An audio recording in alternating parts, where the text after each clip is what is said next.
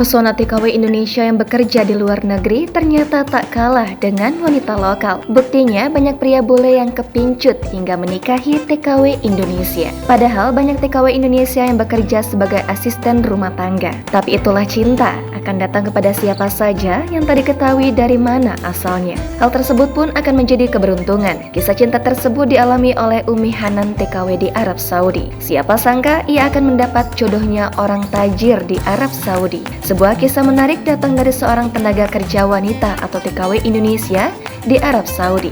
Umi Hanan, seorang wanita asal Nusa Tenggara Barat, berhasil menemukan keberuntungan dalam hidupnya ketika dia menikahi seorang pria kaya raya dan mantan jenderal di Arab Saudi. Pria yang bernama Muhammad Khairullah Asiri dulunya menjabat sebagai seorang jenderal dalam militer Arab Saudi. Namun dia rela pensiun dari jabatannya dan meninggalkan karir militernya demi menikahi Umi Hanan yang pada saat itu merupakan ART-nya. Cerita ini terungkap dalam sebuah video yang diunggah oleh kanal YouTube Alman Mulyana pada tanggal 15 April 2021.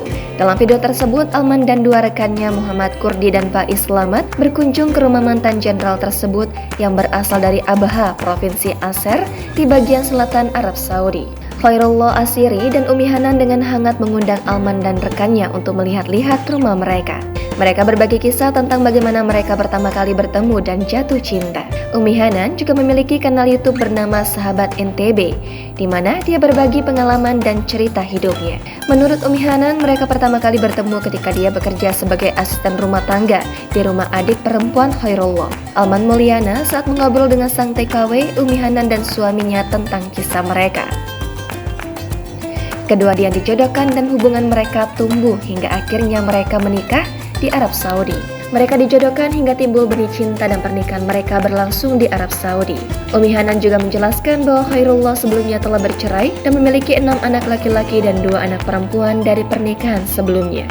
Dia memutuskan untuk menikahi Umi Hanan karena dia mencintainya dan kagum dengan kebaikan hati dan keluarganya. Khairullah rela meninggalkan jabatannya dan pensiun dini sebagai jenderal untuk menikahi Umi Hanan.